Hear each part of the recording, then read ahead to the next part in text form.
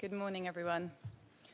As we are gathered here today, 2 innocent men are in prison in Myanmar for doing nothing more than tell the truth. Walone and Chasa'u, for almost a year, have been separated from their young families and paraded into a courtroom for a sham trial. Their conviction and draconian 7-year sentence are a travesty of justice, and it is up to the government to set them free. The prosecutor's story, accepted wholesale by the court, is not only fabricated, but totally implausible. They ask you to believe that Walone and Chasa'u happened to be walking down the road one evening last December, carrying top-secret documents in their hands, when suddenly they were stopped at a vehicle checkpoint for looking suspicious. According to this account, police were shocked to find these documents on Walone and Chasa'u, and in the spur of the moment decided to arrest them for being spies.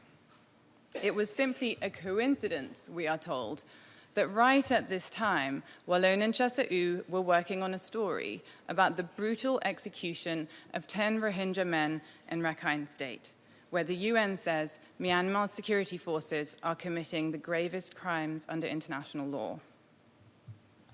Of course, what really happened is that officials found out about the story and didn't want it to come out.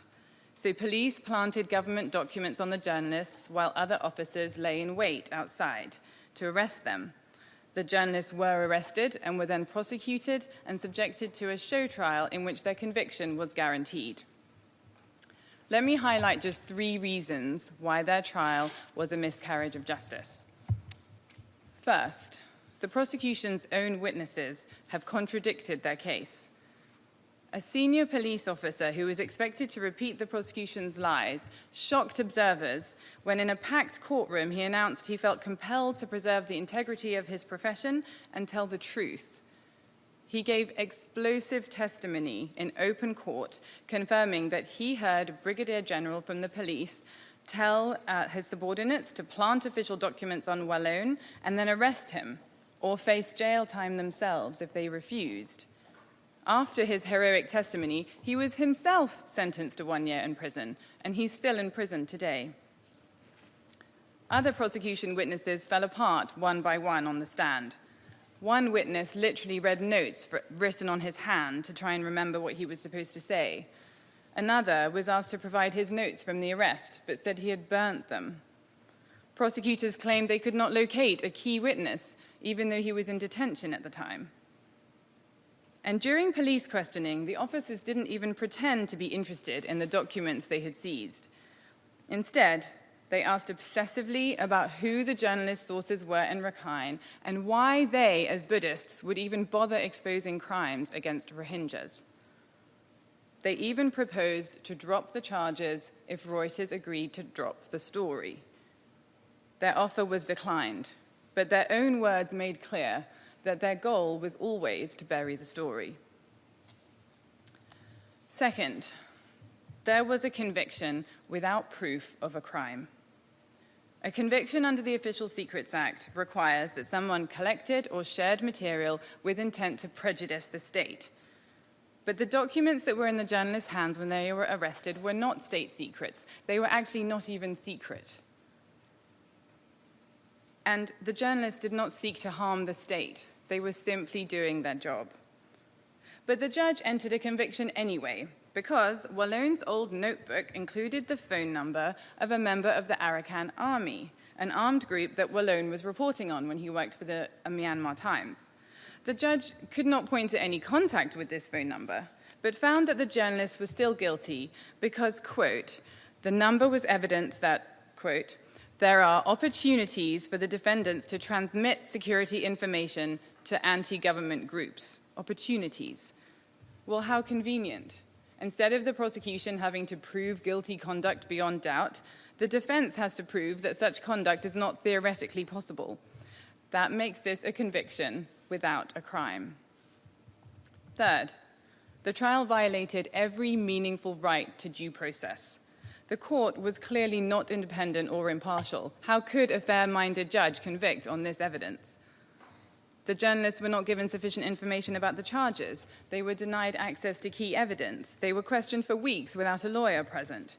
They were brought to a secret interrogation center. They were held incommunicado. They were hooded, forced to kneel, dragged on the floor, and denied sleep, and pressured to sign statements against their will. Exculpatory evidence was hidden or destroyed. Most fundamentally, there was no presumption of innocence, rather a predetermination of guilt. And you don't need to take my word for it. Every single observer of this trial has agreed that it was a farce. In Myanmar, young people took to the streets to protest the conviction. The Press Council and 83 civil society groups criticized the judgment. Senior members of the governing party called the prosecution unfair, and local media published blacked-out front pages in solidarity with the two journalists.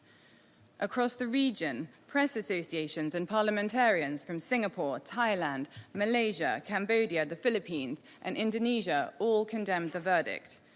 And around the world, officials from the United Nations, the United States, the United Kingdom, the EU, Canada, Australia, and Bangladesh, newspapers including the Washington Post, the New York Times, The Economist, and Le Monde, as well as every major free press NGO in the world, agree that this conviction is a travesty of justice.